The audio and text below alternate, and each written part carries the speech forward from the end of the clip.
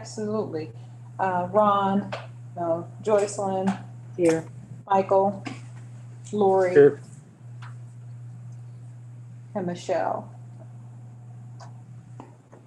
Okay, thank you. All right. Next up, first up will be approving the agenda. Michael, would you like to make a motion to approve the agenda? Yes, I make a motion to approve the agenda.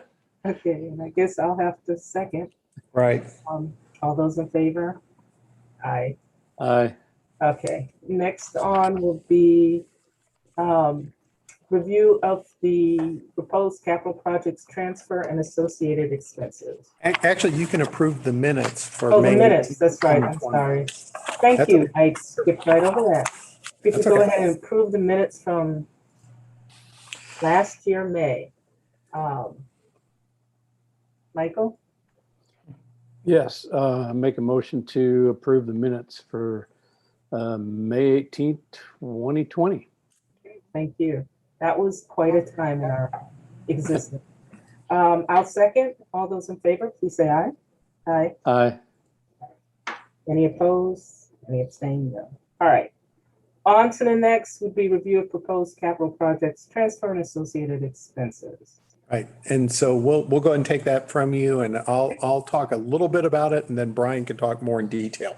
So you have been involved in other committee meetings this month where we have talked about the fund balance situation. And one of the recommendations that the Finance Committee is going to make is to transfer what is equal to $1.25 million or $1.25 million from the fund balance to the capital projects fund with the purpose of addressing a couple of technology projects. And the goal behind this really was, there were a couple of things. There was one thing that we'd kind of identified, and another thing that became a little bit more clear through the pandemic. And so the feeling was is that it might make sense for us to use some of the undesignated fund balance to do these two projects, since we now had the opportunity. And so that's going to be the recommendation. But before we did this, our guess is that at some point, somebody from the board might say, did the technology committee weigh in on this or consider this transfer at all? And so that's the purpose of today's meeting, is to let members of the technology committee know a little bit more detail about this $1.25 million transfer and what it's to be used for. So Brian, can you talk a little bit more about the two projects? Yeah. So we're the first one, the storage system update. About 6 years ago, we updated our storage system. It's being set up for end of life here in a couple of years, and so end of support. So we need to get a new storage system. This will replace. We do have storage here at our headquarters in our central facility for our servers, for files, everybody's files, that kind of stuff. And then we also have a disaster recovery site at the Smithville branch. And so this storage system update will cover both ends of that. So it will upgrade the central side, and it'll upgrade that side also. And it'll get us onto something that we can get support for, and those types of things. It is an upgrade in performance, obviously, because it's 6 years later. It's an upgrade in the space that we get to have to store things on. So it's all the way around. That's what it is. Most of our servers have been updated. Networking's all been updated as part of the capital plan already. So the storage is kind of one of the final pieces that we have to do. So that's that piece. Is there any questions about that piece? Yes, Michael, I have just a quick question. So upgrading the storage, then what's the life of that update? How long will that last? Or Okay. can you say? Well, so it depends on who we end up going with. We're bidding that out now. And honestly, I would have liked to have gotten a little bit longer out of the storage system that we had. Our current one is Nimble. And they were purchased by Hewlett Packard, and Hewlett Packard is the one that's phasing the product line out on us. So that's why that's happening to us. And we really love the Nimble stuff. We love it. It's been very good setup for us. But they really bought them just to buy the customers and do that kind of stuff. So, but normally, 5 to 6 years, we need to be looking anyway. So that's typically when so I would guess in a 5 to 6 year range, we'll be looking again. One of the things that we're doing if we have time, we can talk about it later, but as part of Office 365, we're getting a lot of our files out into the cloud and doing things like that. So we're hoping there'll be less storage here locally, but we still do have our servers and things that we host here that we still need storage for. So yeah, I'm hoping that, in 5 to 6 years, 5 to 7 years, somewhere in there is when we'll start kind of looking again. That's if I go back, we don't really have a replacement plan for replacing technology like PCs and servers. We tend to get quite a bit of life out of our stuff. And I think, but it always ends up being in that 5 to 7 year range anyway. So I think in sometime in that range, we'll be looking again anyway, because there'll be something new that can marry that physical storage versus cloud storage, which is kind of what we're looking at now. So. Okay, thank you. Yeah. I didn't have any questions on that. Okay. It's a pretty standard thing that, IT does all the time. We've got, I don't know how many physical servers we have in there now, but most of our stuff is virtualized. And the storage system is something that they can take care of replacing. So, pretty easy for them to do that. The other thing that we had on there was the replacement of the existing self-checks. I think our oldest self-checks are at the Woodneath location, and they're 8 years old. 9 this summer. 9 years old now. The other ones are in that 7-year-old range, I think, somewhere in there, 6 to 7. And we can't upgrade them to the latest software. So they, the PCs in them just can't handle the latest software from Biblioteca, so we can't upgrade them and get some of their new features. And so I've been bugging Steve about at some point we probably need to be thinking about self-checks. So that's something we would like to do, is get on to some new self-checks. To be at the top of the mind, I will say this, the existing self-checks work great for just customer transactions. They, for a person that wants to walk up and just check a book out, or access their account, pay a fine, or do something like that, they work fantastic. We just can't leverage those screens to say, hey, if you like this book, maybe you'd like this book, or hey, here's an upcoming event that's coming up, or any of those types of things. We can't do any of that with those self-checks. So our first goal is to get new self-checks that will allow us to do those things, but the core functionality has to be just as easy for people to use. So that's one of the things we'd like to do, is just get on to some new self-checks. And this would replace all of them. We have about 100 self-checks out there, and add a couple for the new buildings that we'll be building at some point. So, yeah. So 2 things to add about the self-checks. One is that all that stuff Brian's talking about, that sort of, I always like to equate it almost to the would you like fries with that approach to librarianship, where you check out the book and somebody's recommending something else to you. That technology all exists. It's just that our software and hardware is so old that we can't implement and execute that, number one. Number two, through the pandemic, we discovered, well, depending upon how you looked at it, our self-checks can account from anywhere between 60 to 70% of our throughput for an average branch.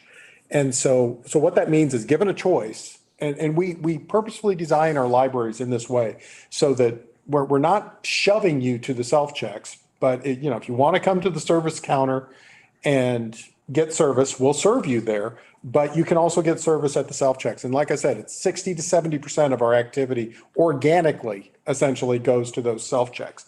And so we've discovered as we've opened up post-pandemic, again, people like serving themselves in some cases. It's just, for some folks who are a little more conscious or about interaction because maybe they haven't been fully vaccinated or whatever, they feel a little bit more comfortable using the self-check machine. So it seemed like a real win-win.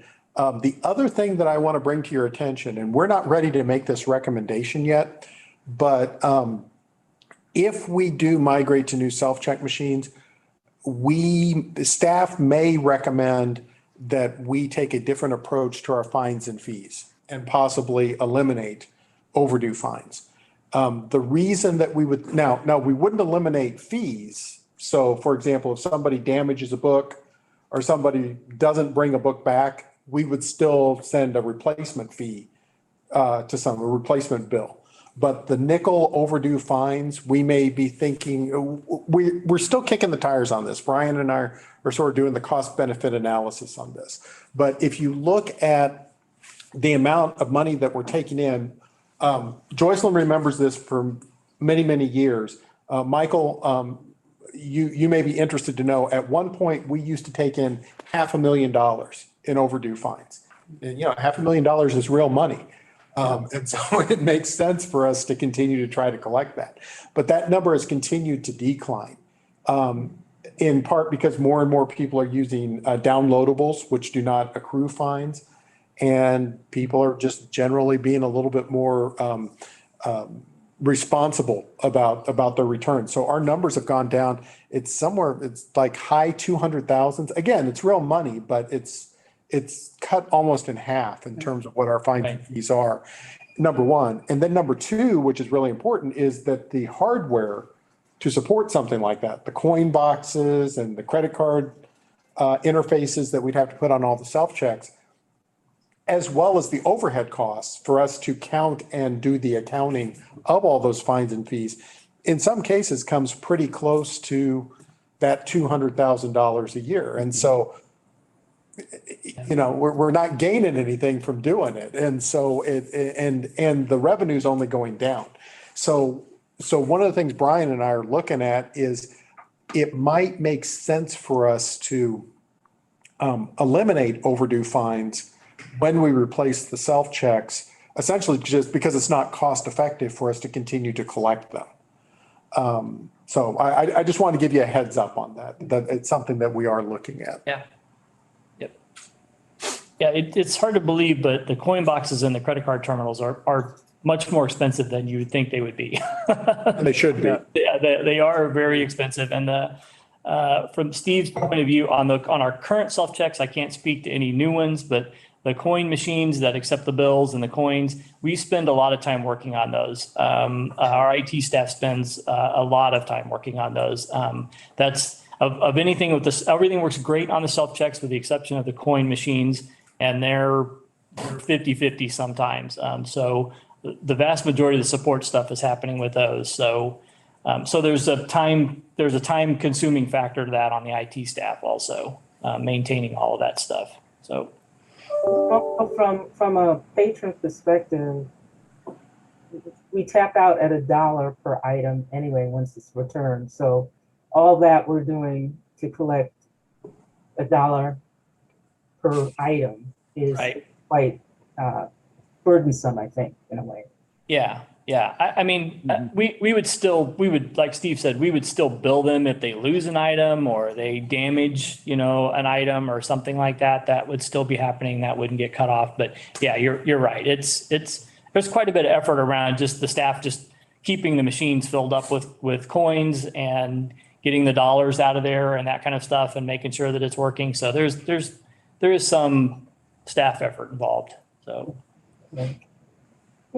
I think it would also maybe encourage patrons to check children's books out more often, because those can add up quick when your kids want to out 50 books and Yeah. you want to incur fines to do so. So I think it could be a good effort in our literacy achievement goals as well. I think the new self-checks too would be the touchscreen technology is much better. The screens are bigger and they're clearer. It's easier for people to read. A lot of these models we can get that we're looking at, they can be adjusted for ADA compliance. They can be, they can be built in separate configurations for us to do different things with. So they're a lot more user friendly now than they were with the ones that we had. So I think no matter what we end up with, it's going to be better for the customers in the end. So Better experience. yeah. You read my mind, Brian. I was going to ask you about wheelchair accessibility, so you answered that question. We had a demo the other day with a company that yeah, you can have the pedestal adjusted to whatever height you want. You can buy your own table standing version and you can put it on a table that can be used in that capacity. Some of them even had kids kiosks that are kiddo height, and you can get you can wrap them in your own colors if you want. There's a ton of stuff we can do with them now that we just can't do with the ones that we have. So yeah, I think they've come a long ways.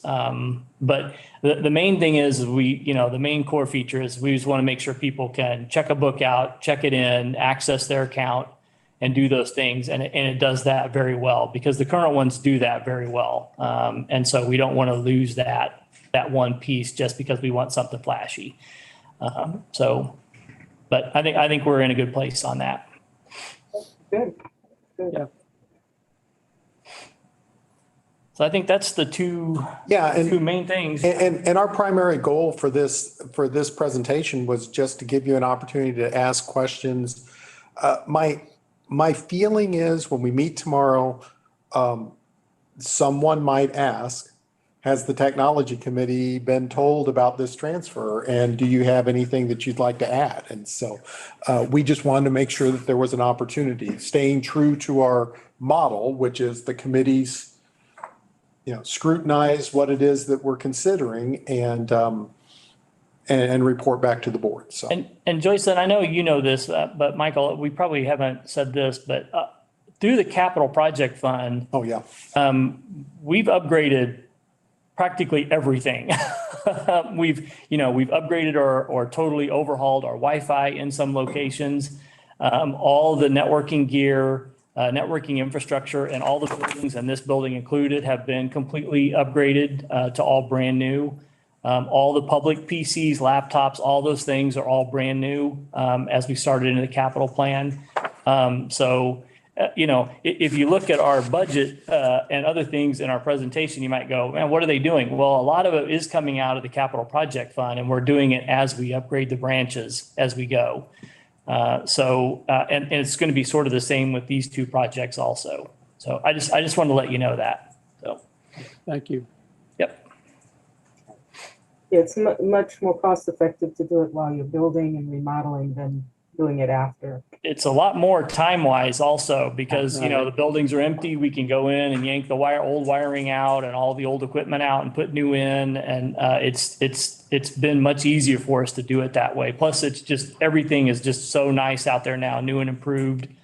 And so, yeah, it's everything's just working much better. So we have time to spend on it. So. Now, Brian, don't go calculate this, but my curiosity would be how many miles of cords and wiring have gone into all these buildings. It's probably would wrap around the world a few times. It's a lot. It's a whole lot. Like the genealogy building, it had 6 or 7 miles of wiring in it. Wow. North Independence, when we refurbed it, was 7 or 8 miles of wiring. And you may go, why are you still wiring stuff in a wireless age? Well, your wireless isn't great at home, and it's not always great to run 100 devices off of in a building either. So, from a support standpoint, from a usability standpoint, we still hardwire everything that we can. Staff stations, public stations, printers, all of those types of things, because if we need to get to them remotely and work on them, or, we need to be able to get to them. And the same with the public. We want the customers to come in and the stuff just work.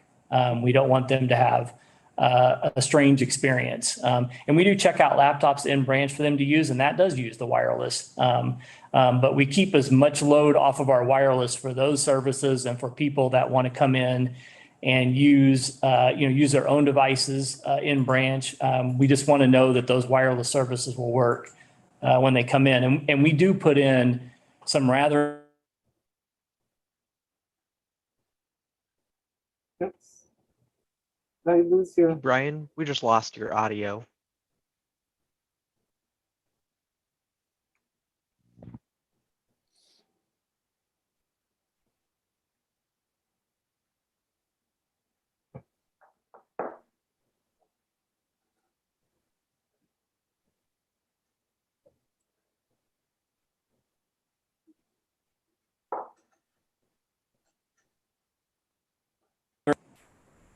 Oh my gosh.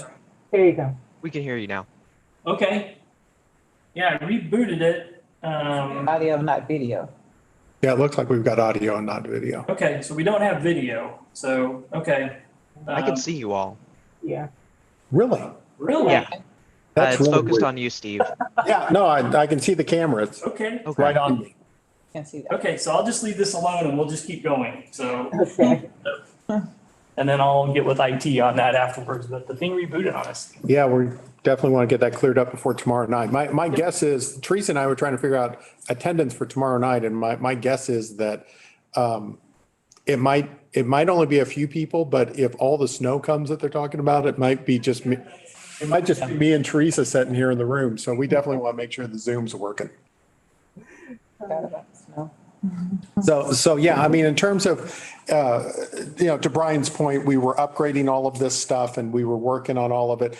The self-checks, honestly, when we made a priority, and it was a bigger priority to make sure that we were doing all those other things that Brian was talking about, because we knew we had a couple of years left in the self-checks, and we'd find a way once we finished up with the capital program. But this provided a good opportunity for us. So we've decided that's the reason why staff recommended that we use some of the funds for that purpose. So. Yep.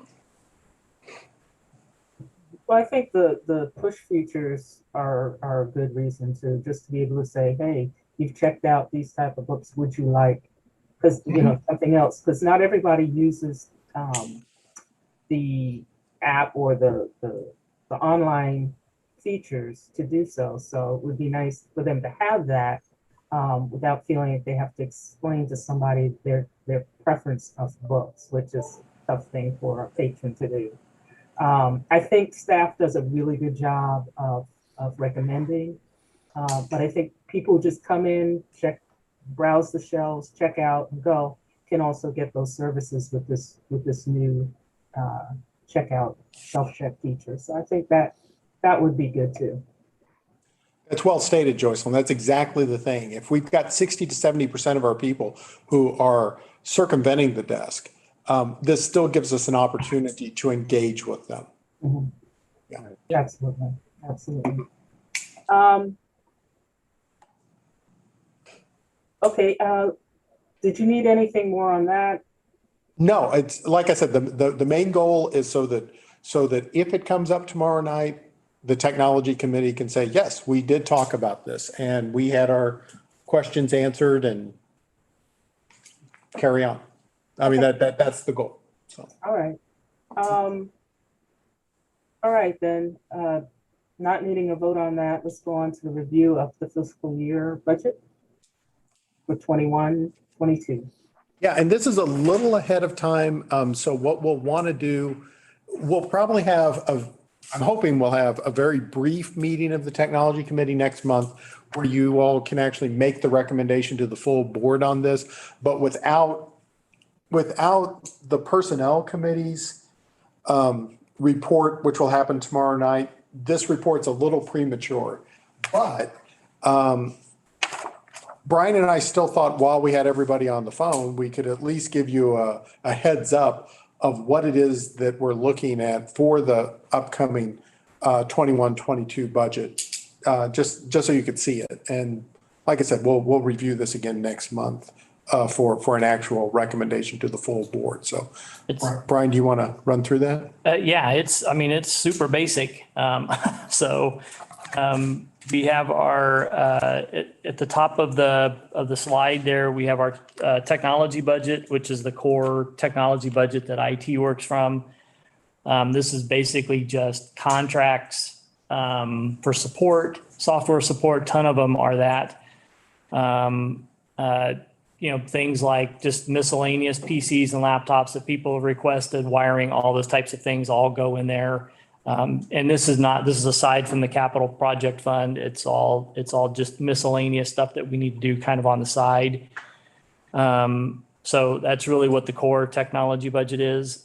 Then we have the data, voice, and internet. You can see those numbers. We kind of broke those up by what we use for the public, what we use for staff, and what we have for just branch connections. The way our network works is all of our branch network connections, internet connections all come back to headquarters here. And then we have one primary internet connection that everybody goes out on. So that's what those branch connections to HQ are. And then we just have a bunch of a few broadband connections for like the Blue Springs warehouse and other locations. And then we have just a lot of landlines. All of our security systems require a landline for backup. Elevators require them. We just have a lot of landlines still for those types of things around. I will say one thing on the branch connections to HQ and part of the public internet services. We do get E-rate money back on those. I know those are some very large dollar items, but we get about 55% back on those. And that's in the final budget that's listed in a separate line item. The revenue line. That's a revenue line that Quan does for us. So we do get about 55% of that back. We used to get it back on our cell phones and landlines and everything, but they cut all of that off. It's really just down to internet connections and wireless connections now. And that doesn't include our hotspots either. It just includes internet and fixed connections. But we do get some back on that, which is nice. And we do a system-wide average for E-rate funding that comes back to us. Some of our locations we could get 80 or 90%, and some of them are only 10%. So we just do a system-wide average on that. And then the last thing on the budget that we include when we do the final budget is just things that we spend for that we use on the website, that what we call the virtual branch. So it's all of our research databases under research and learning on the website. Downloadable audio and video books. These are like just that you download and listen to, and then ebooks and e-reference are in there also.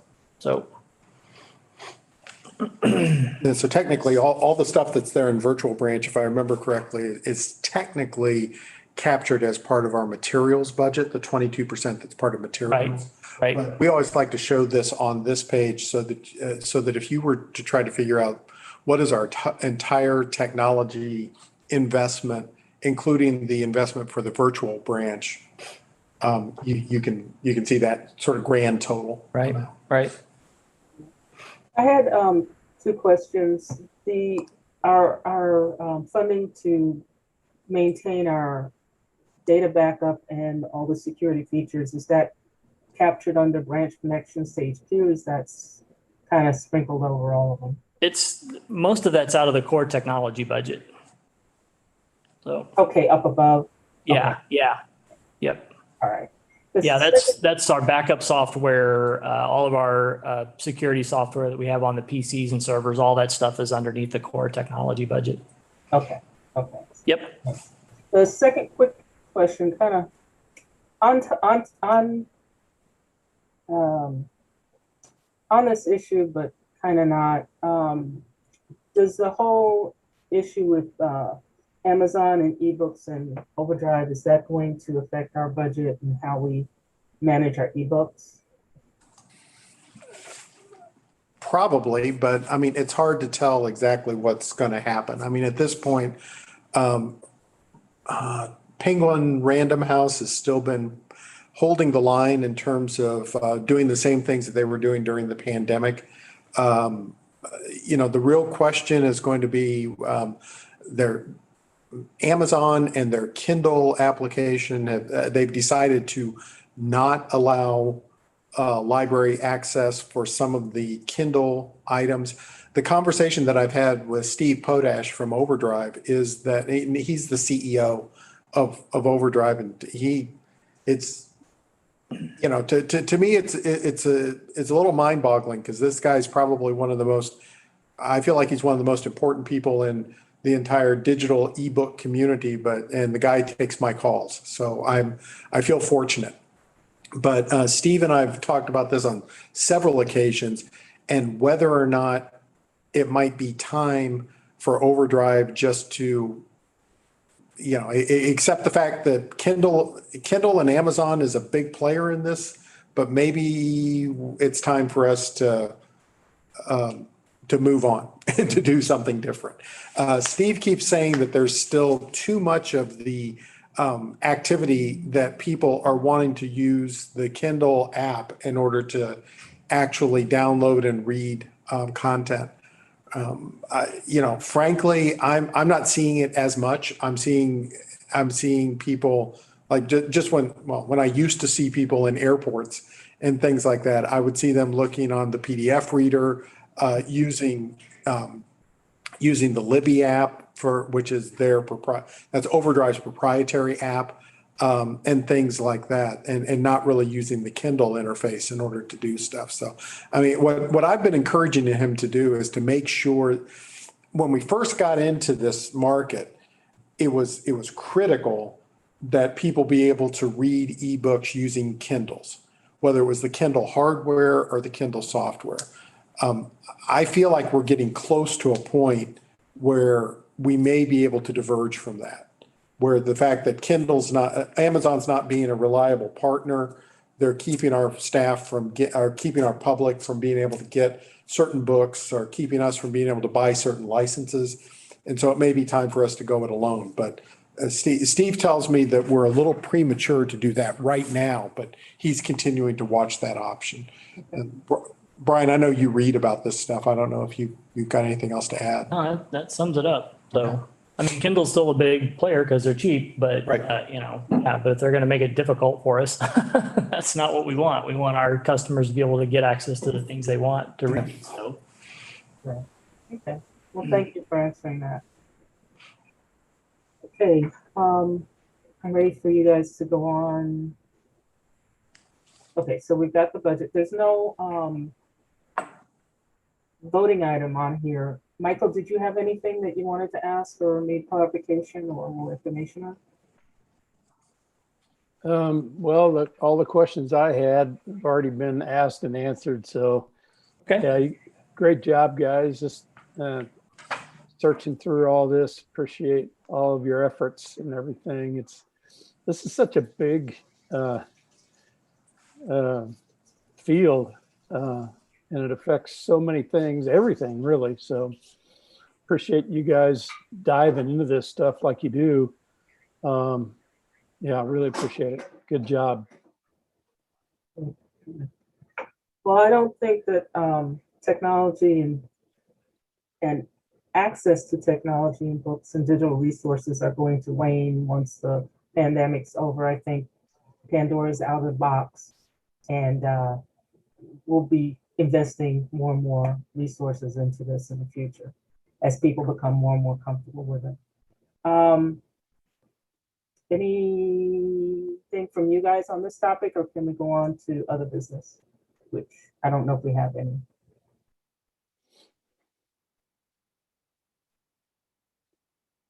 Oops. Hello.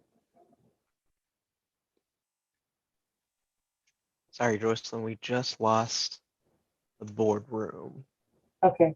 Yeah, it's weird. I'm not sure why we lost the boardroom, but we sure did. Brian's over there scratching his head, and I'm sure he'll figure it out by tomorrow. yeah, but sadly, between the two of us, we're losing what hair we have left. This is not good. But no, Michael, we heard what you were saying, and yeah, this definitely, I mean, it's a big part of how we provide services and how it's part of the conversation that we had on the tour. I mean, the fact that, yeah, I can hear. Yeah. Okay. Well, yeah, I think Ellie's on there, I think. Ellie is on there. Ellie, you can hear okay, can't you? Yes, I can. Okay. Yep. Ellie's got it. Ellie's got it. So yeah, it's so much of how we deliver services and how we're able to provide, the Kansas City Star, we provide that digitally to people, and it provides great access. But if you don't have that infrastructure, you can't do it. And so focusing on that has been a big thing about what actually, Brian's been doing his whole career, and I've been doing for a big chunk of my career here. And it seems to be working pretty well. So. Great. So what staff will do is between now and next month is we'll just refine this as we have an opportunity and as the budget becomes a little bit more clear, and then we'll have an opportunity. I mean, technically you all could vote to recommend this, but my concern is that the numbers will change between now and next month. Yeah. And Okay. you'd have to vote again next month anyway. So we may as well just hold off. Okay. Yeah, it'll be pretty close. Yeah. Yeah. Do we have any other business? Nothing from staff. And if there's no further comments, questions, or concerns, I'll take a motion to adjourn. I make a motion that we adjourn the meeting. Okay, and I'll second. And thank you, everyone.